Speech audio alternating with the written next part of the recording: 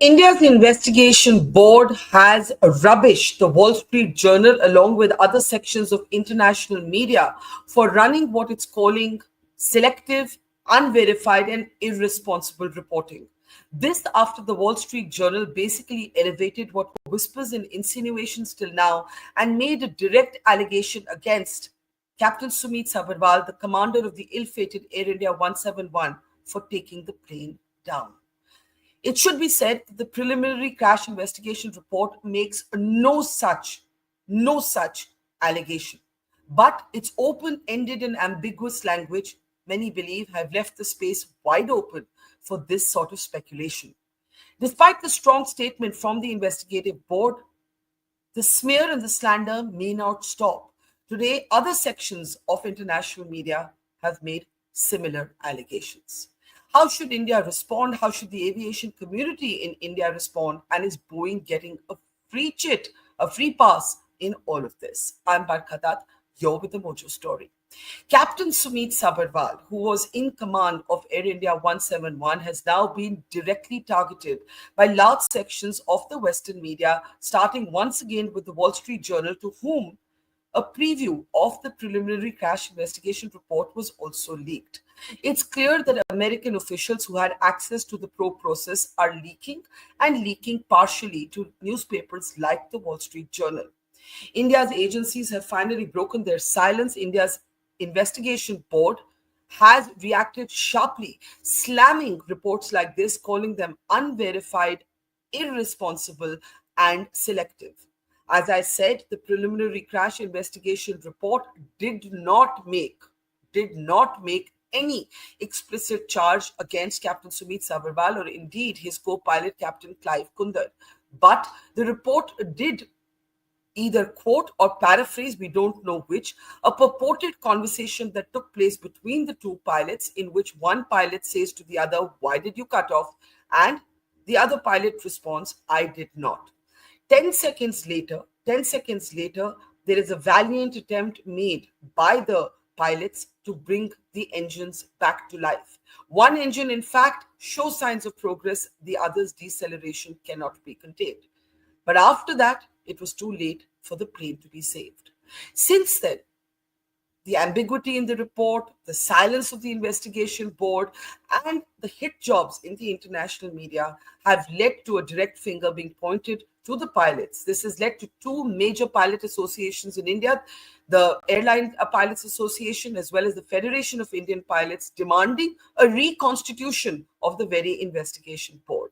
Let me introduce three very distinguished aviation experts on the program today as we try and ask what happens next. This has now become an India versus West battle, but the statement from the investigation board may have come too late, and its own silence has allowed for these theories to be spun.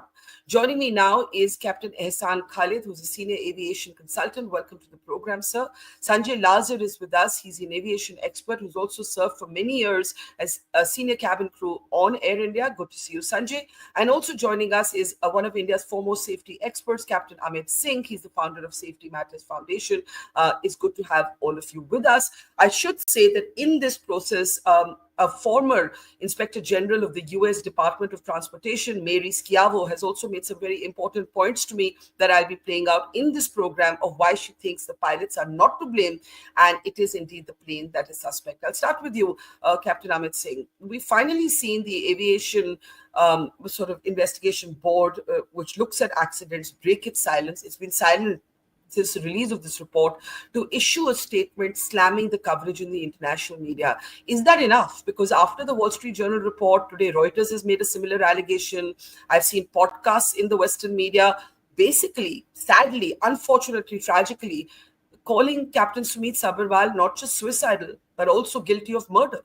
And this is how his name is now being used and referenced in Western media. And before you actually start, I want to share with all of you a last known picture of Captain Sumeet Sabharwal that we have been able to access. And this is at a tech refresher course done recently. And his colleagues, whose identities we have protected, but his colleagues were telling us that he topped this refresher course. He topped the tech refresher course, and many of his colleagues, including on this platform, have been speaking highly of his skills, of his professional competence, describing him to be a non-flamboyant, soft-spoken, extremely studious pilot. So I just thought I'd also share this last known picture that has emerged, which is at his Air India Tech Refresher course, a course that he topped. Go ahead, Captain Amit Singh. Thank you, Barkha. While I want to place all the confidence on the Indian authorities, the AAIB, but repeatedly they have failed in delivering the facts. So this is a factual report. As the name suggests, the preliminary report is a factual report, but there are very little facts. And the whole statement, the 2 lines on which the Western media is drawing their conclusion upon, they are not facts. They have been heard by somebody, and it is that person's own representation, or he has what he has heard, not the exact words. It's not verbatim.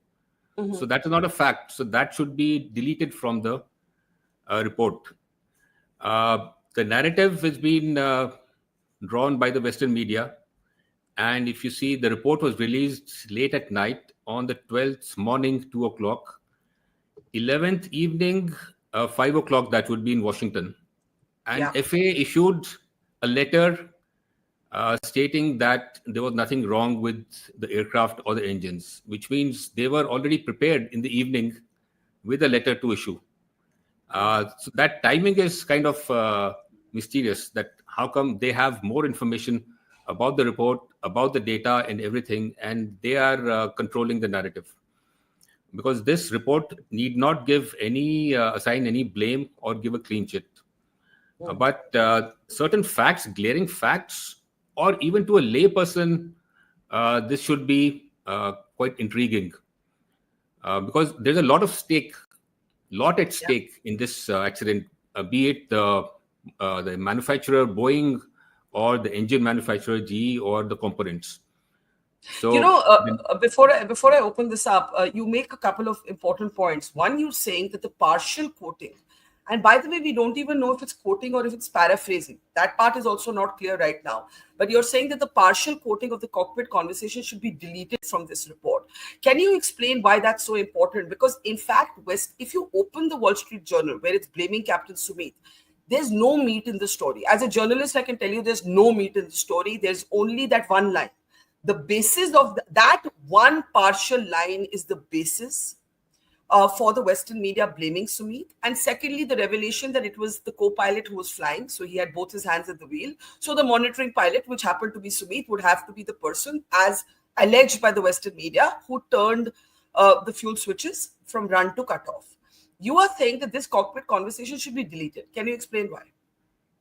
Because the objective of preliminary report is to bring out facts which have been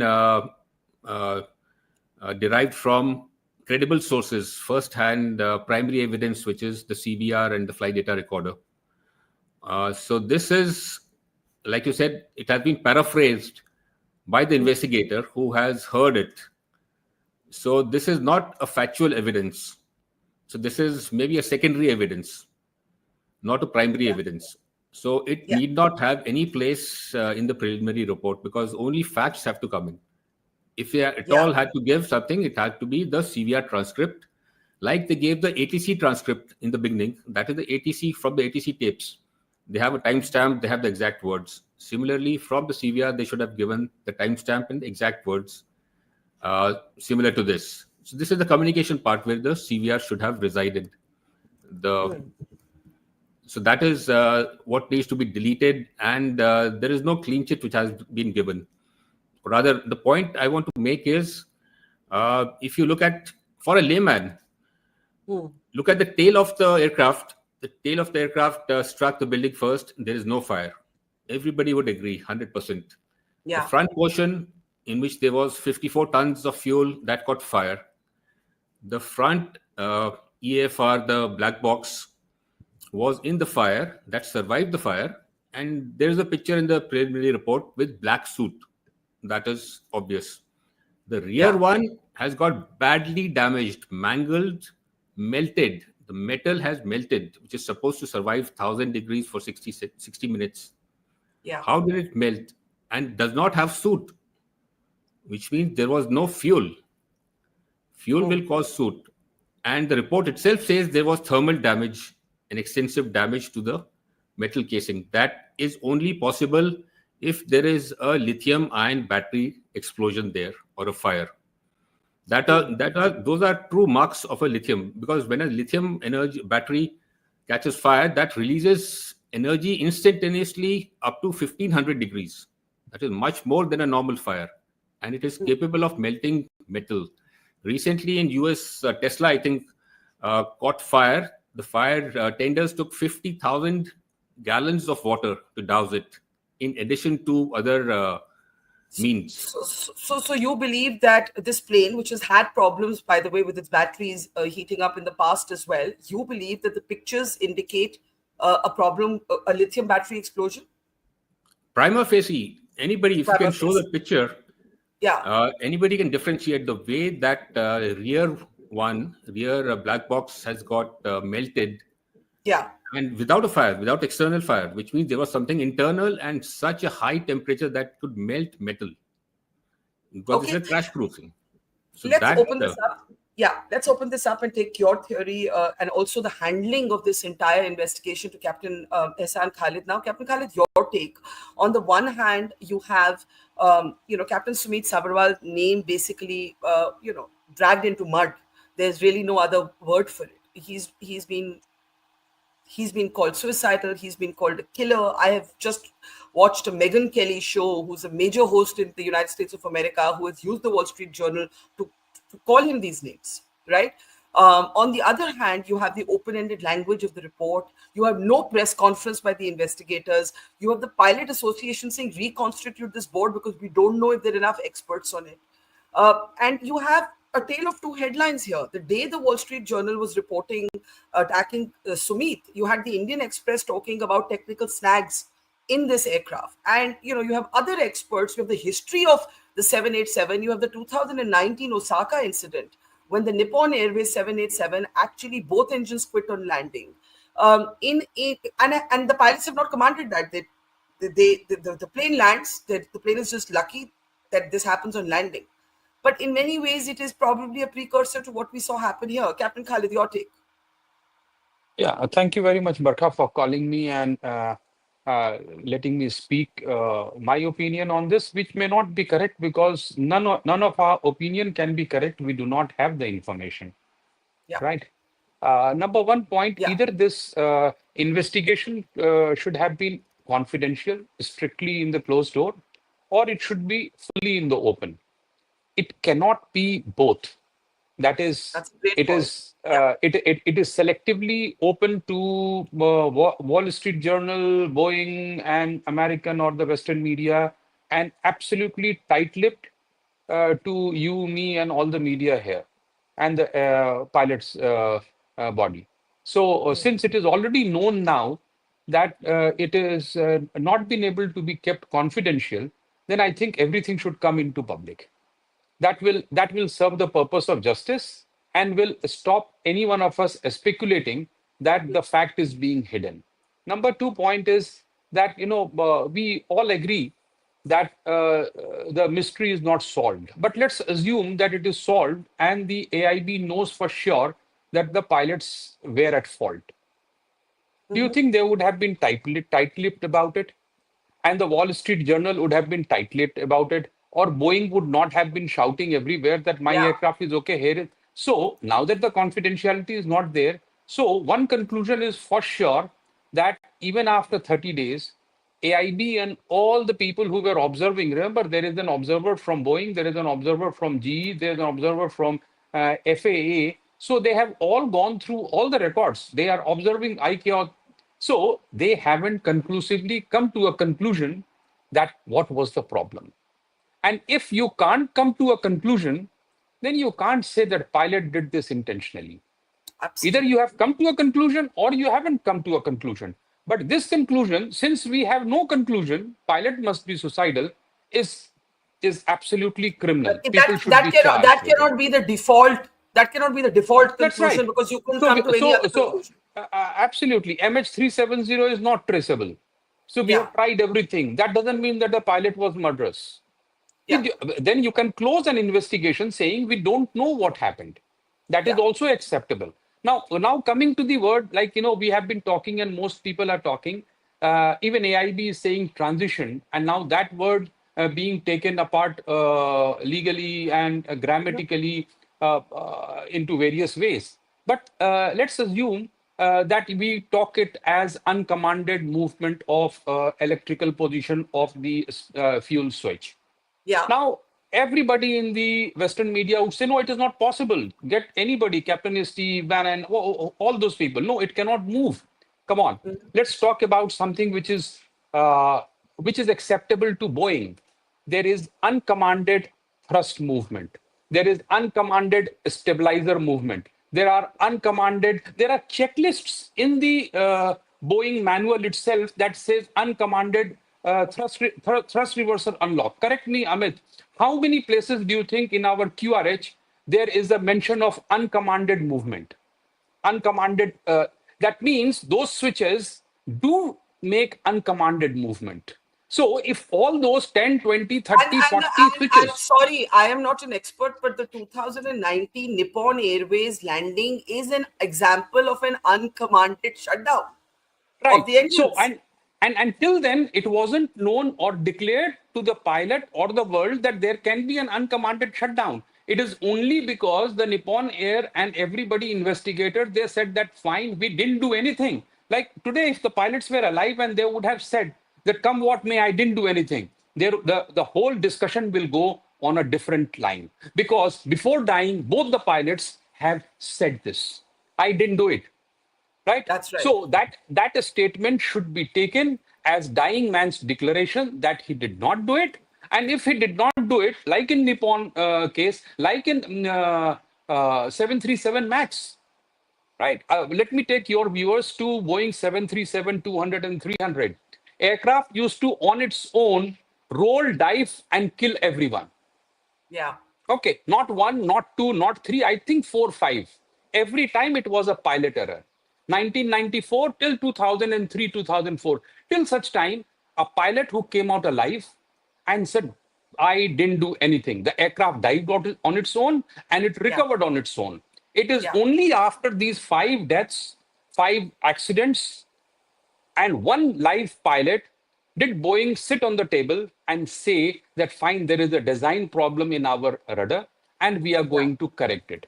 Okay, in 737 MAX, if we did not have the second accident, do you think we would have been saying that there is a problem with MCAS?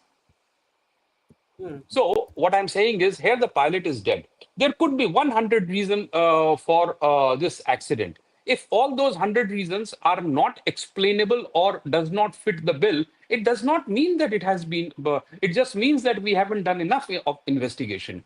So the AIB report, last 4 line, if you were to see, says there is nothing that is to be told to anyone. Come on, we have lost 260 people.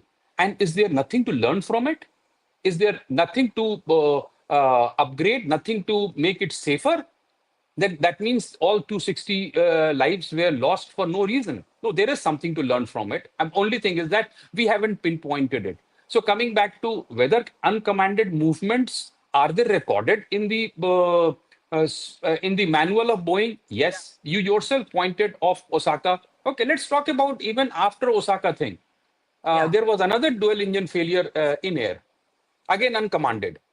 So the investigation said it was because of fuel contamination. I think the aircraft landed in Osaka in 2019. So 787 has had 2 previous dual engine failure. One was mid-air and it recovered, and that was attributed to fuel contamination. The second one Yeah. was attributed to TCMA. But do we know they are right? Correct. And I think the important point that you make is that either the investigation report should have remained fully classified, or it should have been brought fully into the public domain. But the Americans had access to this probe process and clearly are the source of the leaks. I think that's very clear. Sanjay, let's bring you in now. you've had a personal tragedy with a terror attack on board a plane when you lost your family. But what we're looking at right now is a completely different order of events. Terrorism sabotage is not suspected, so it comes down to, was it the plane? And for some people, like the Western media, and some of our own people, like Captain Ranganathan, have blamed the pilots, right? As both Captain Amit Singh and Captain Khalid have said, there is no explicit concrete basis to do so. And just because you do not for sure know the cause of this crash, it doesn't mean your default position becomes to blame the pilots. And what's also important is a denial, even going by the report's own paraphrasing of this partially released and interpreted cockpit conversation. The pilot is saying, I did not do it. I did not cut off. Yeah. Sanjay. Yeah. Thank you, Barkha. And I listened clearly to what Captain Amit and Captain Khalid said. A couple of things before I start is, one is, the Wall Street Journal is trash. Their report is trash. I've known Sumit personally. I've flown with him 20, 30 years ago on the 310, and he was not capable of this.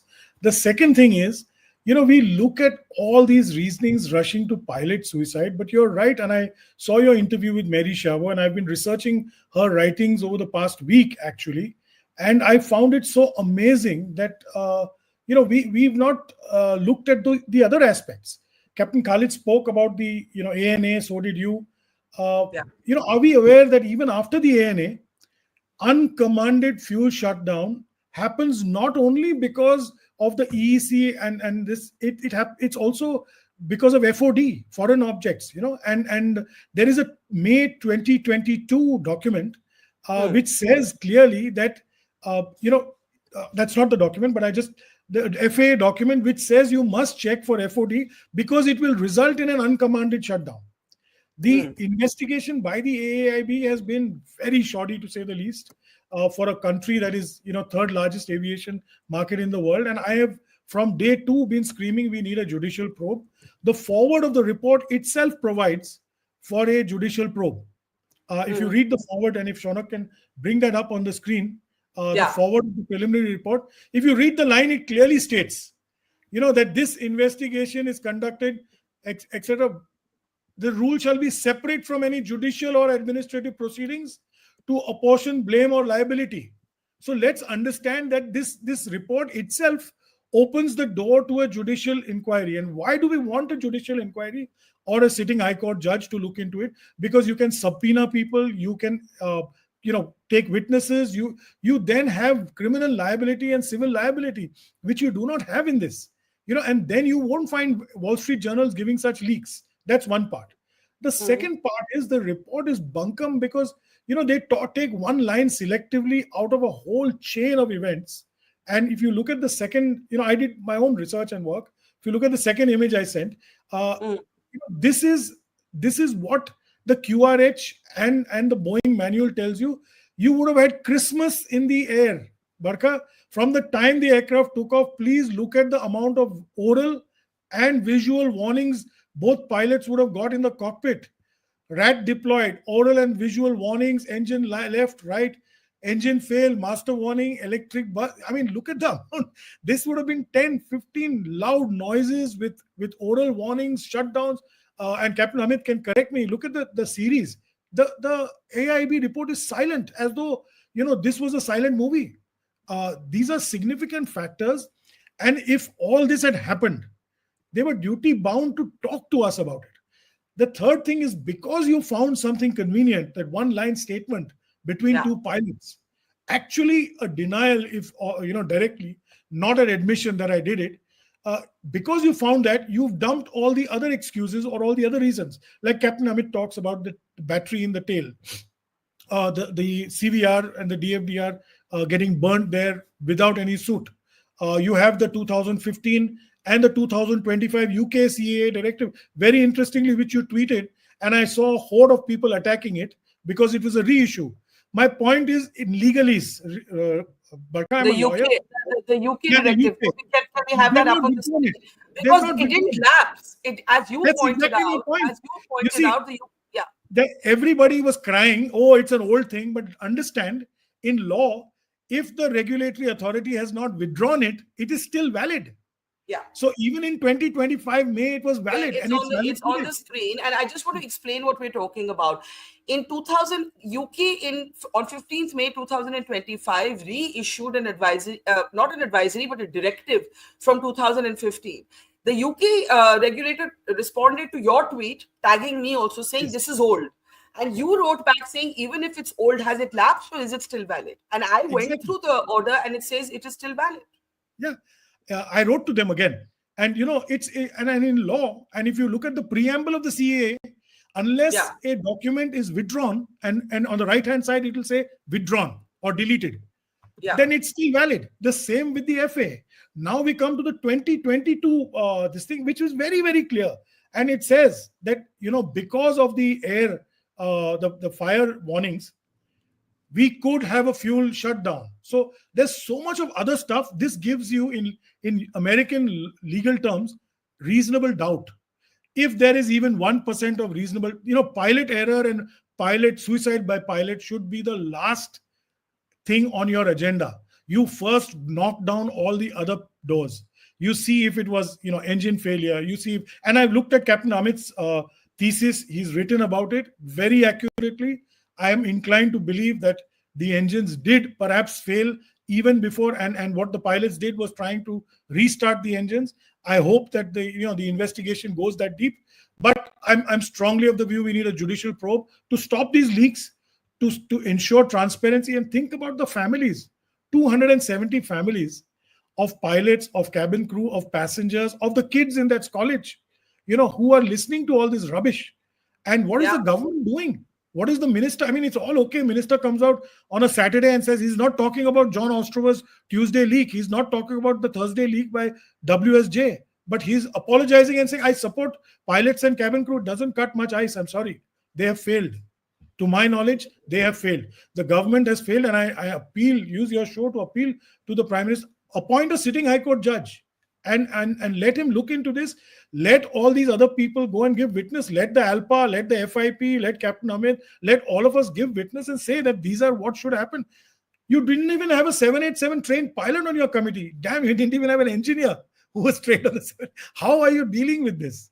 Subject matter expert, you could have called a BEST bus conductor. I mean, I find it ridiculous. I'm sorry. It may have seemed, harsh, but I find it ridiculous. When you say it's failed, briefly, and I'll come back to Captain Khalid and Captain Amit, who and what have failed? The probe panel, the ministry, the accident board? They are all tied by an umbilical cord. Barkha, you and I both know we live in India. They report to the government, and the aviation ministry also reports to the government.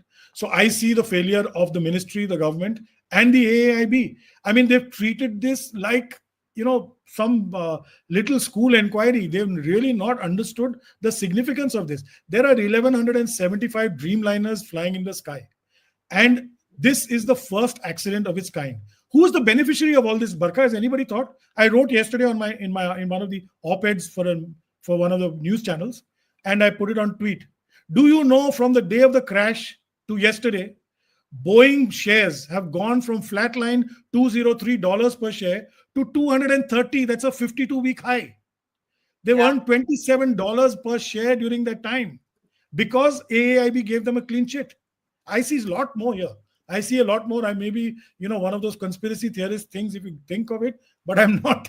I'm looking at it like an Indian and an aviator, and I find that we need a judicial inquiry to absolve, to get the truth, even if it is pilot error, even God forbid, 1%. Let's have transparency. Let's have that CBR This is not data. the way, I think, as Captain Khalid said, this is not the way you arrive at pilot error, because you couldn't arrive at anything else. But, there are other experts who are saying that there's enough evidence. Some of it has been cited by all three of you, but there is enough precedence and enough advisories, enough directives, enough previous snags to talk about exactly what we're talking about, uncommanded movements on the plane. And I want to just play out this clip of a former Inspector General of the US Department of Transport, today an aviation attorney, Mary Schiavo. This is what she said to me. Take a look. elaborate on that. When you say that it is impossible at this moment to blame the pilots because it is such a highly computerized system and it is known to have had glitches in the past, can we actually start with the Japan incident that you mentioned with All Nippon, where basically the 787, both engines quit on landing? Talk a little bit about this. Take us through this incident and what it says to you. Well, what that says to me on the All Nippon Airways, and fortunately, no one was hurt or no one was killed, but the plane has many systems, and this particular system was mandated by the United States Federal Aviation Administration, and it wanted the plane to have the ability, all by itself, pilots didn't have to do this, to sense whether it's in the air or on the ground. And the reason for that is if the plane was on the ground, they wanted the aircraft to be able to cut the thrust control, literally do cutoff. So the plane on the ground didn't have, runaway engines, run into other planes, run off the end of the runway, etc. So the plane itself will sense when it's in the air and when it's on the ground.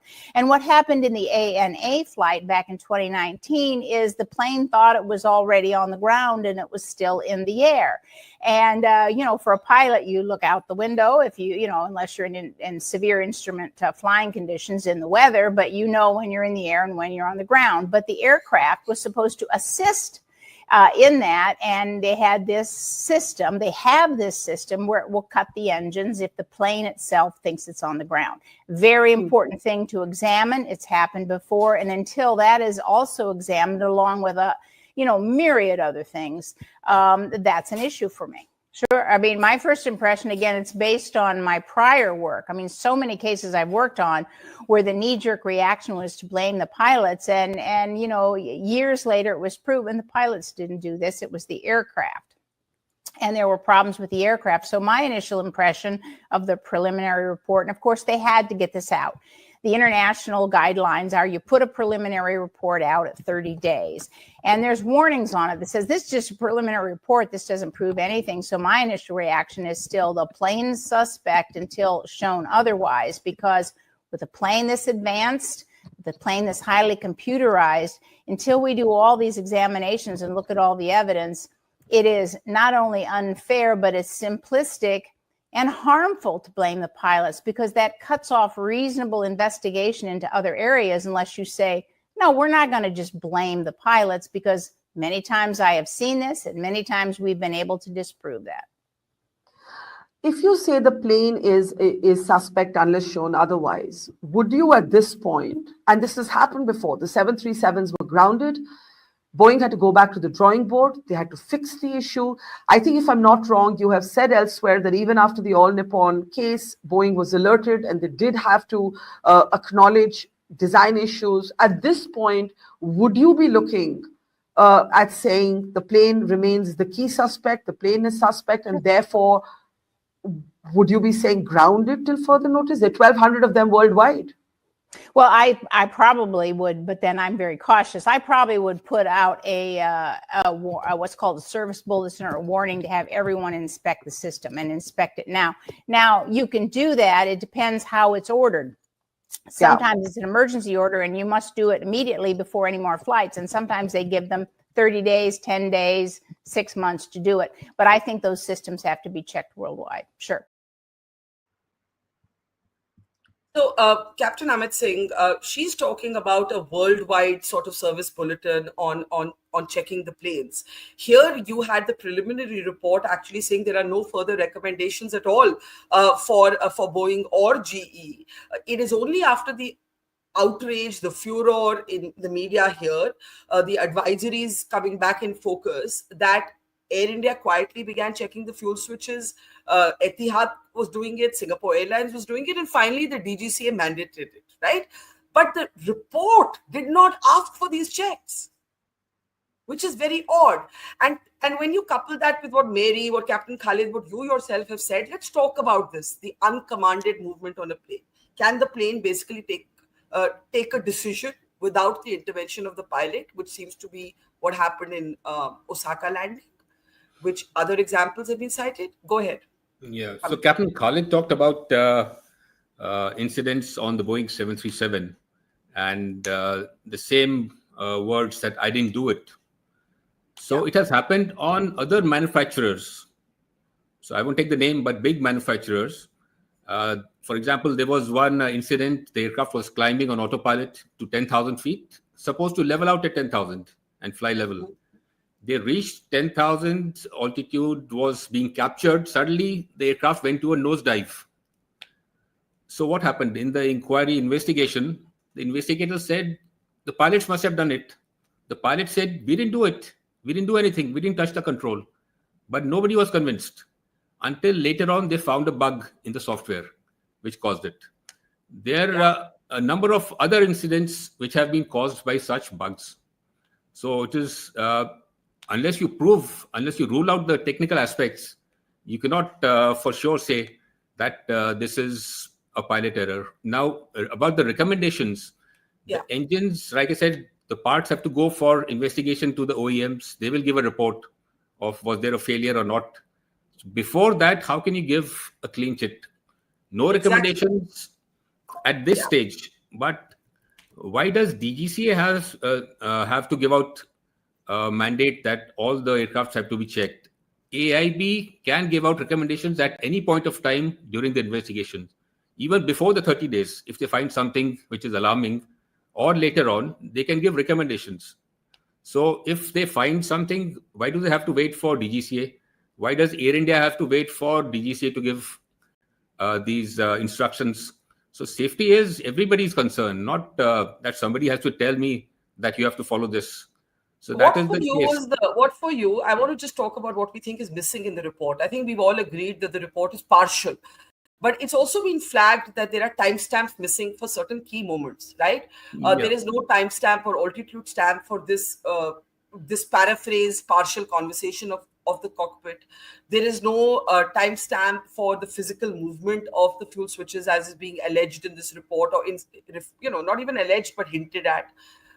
We all have agreed that the CVR has been selectively quoted. There is no timestamp or altitude stamp for when the RAT is deployed.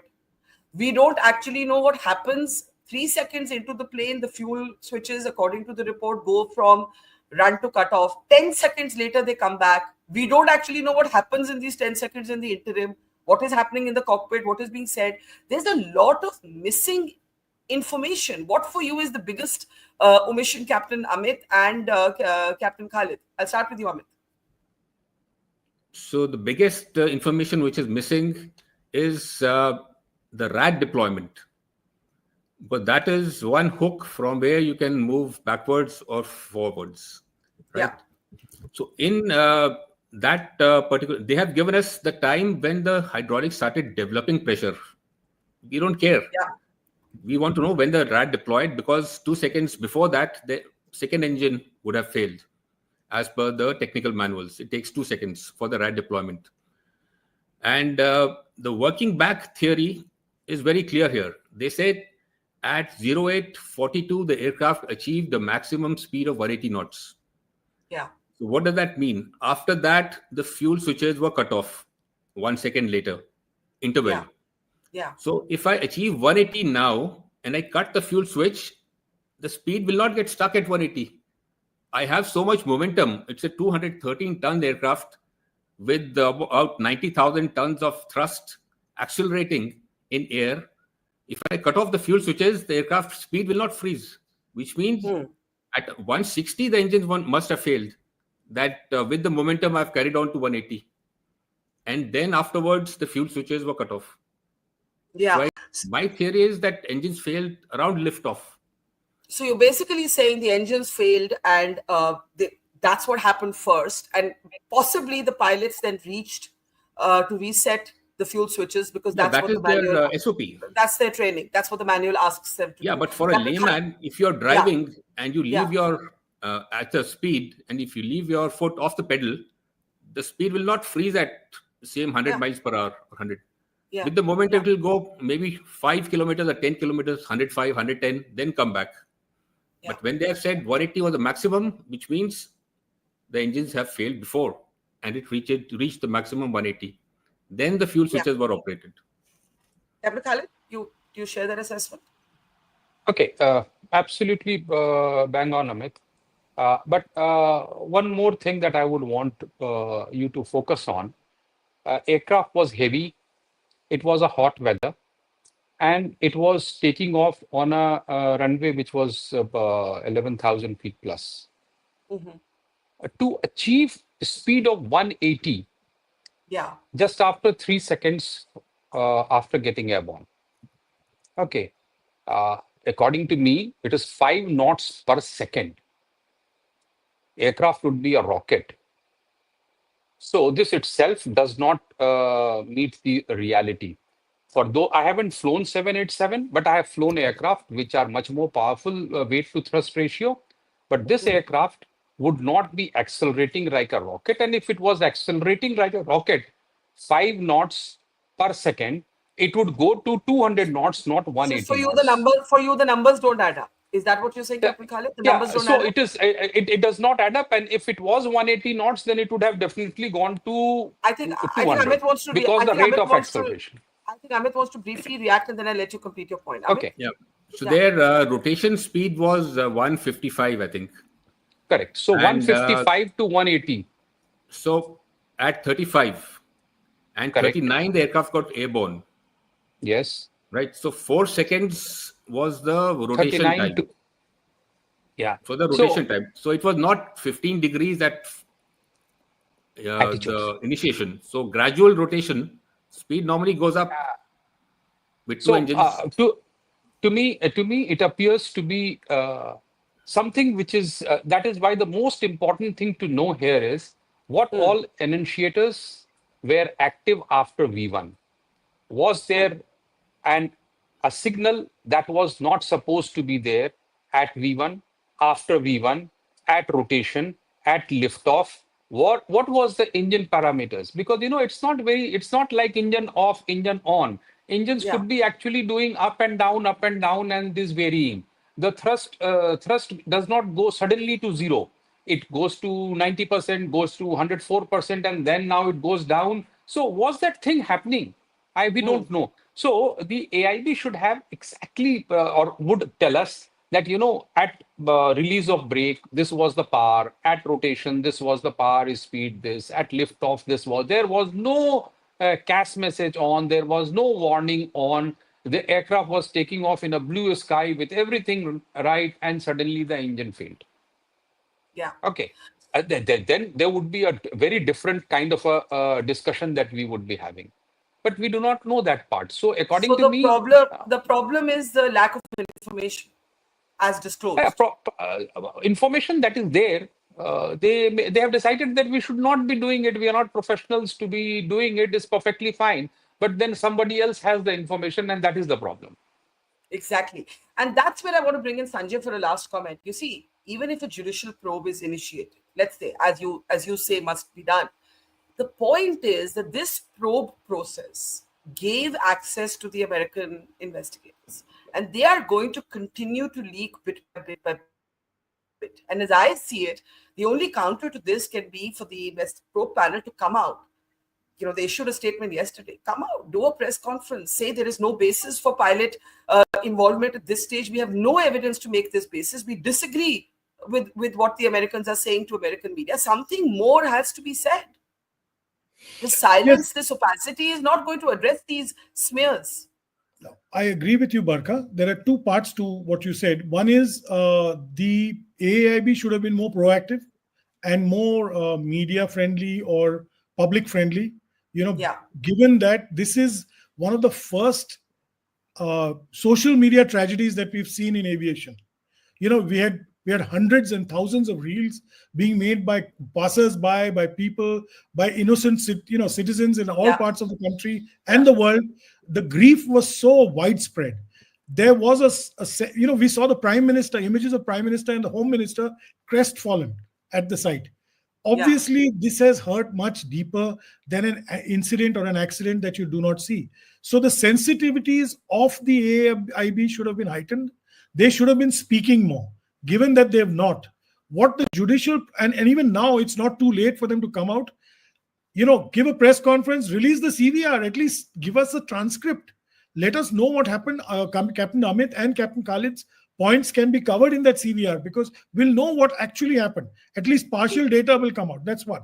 The second thing is a judicial inquiry will not need the NTSB or the FAA to be party to it. It is an Indian judicial court. I know, but they were already party to it, so they will keep leaking. No, they will not be party anymore. They've gone back. I know. But I'm saying this campaign against Sumeet is not going to stop here. Oh, no. See, that's not going to stop until we come out proactively. That's what I'm saying. Okay. My worry is that there are people within the AAIB, and this may sound absolutely ludicrous, but they're batting for somebody else. That's my concern.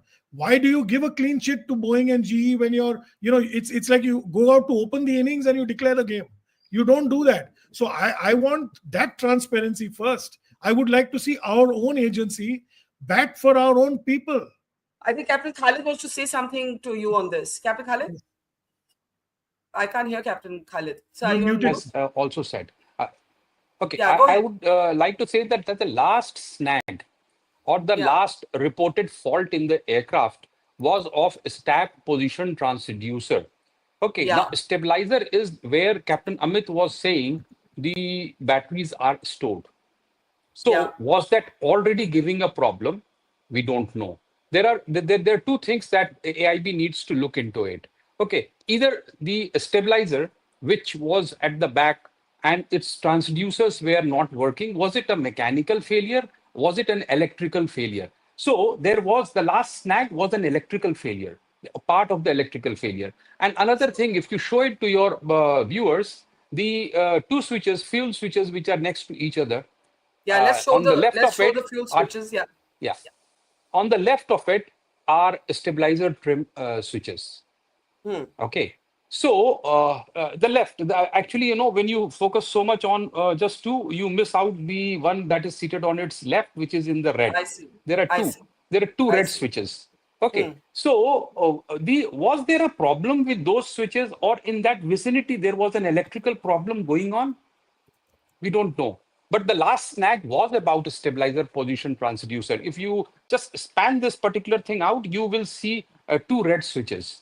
Okay, I think we have some more photographs of the switches, which might show what you're talking about.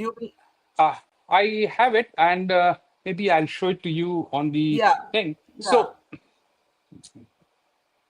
So what I'm saying is that these switches are in very close proximity. And if there was okay, let's see this. Yeah. Do you see the fuel switches? Yes. And do you see two red switches? Yes. They move in the same direction. They are close proximity. So if there is an electrical malfunction, short circuit going on around there, and we are trying to release the aircraft in some way or the other, and then I don't know, again, they are very close. Okay, they are just sitting next to each other. And this is, of course, and that was the and that was the last snag that was. And again, the battery which Captain Amit is doubting stays in the stabilizer, very close to the stabilizer, probably next to the transducer. I don't know. I think all we can say at this point is there are so many questions and such few answers, so much partial information and such little complete information. And that is why, Sanjay, you say that there has to be a judicial inquiry. There is no other way to proceed from this moment. This particular probe panel, the pilot federations are now asking for it to be reconstituted. We end now with a consensus on this feeling that something more has to be done. And we end where we started. The last known picture of Captain Sumeet Sabharwal today being smeared across Western media. This is a picture of him at his last tech refresher course, a course that his colleagues say he topped. And a lot of anguish in the pilot community at how he is today being blamed without evidence in Western media for taking AI-171 down. We leave it there. Captain Khalid, Sanjay Lazar, and Captain Amit, thank you so much. And we'll have all three of you back as we hope more concrete information, verified and verifiable information emerges. Thank you so much for watching, and see you soon. It's great to see you here. Thank you for watching our work. If you haven't subscribed yet, don't forget to click the bell icon and subscribe to Mojo Story and support independent, robust journalism.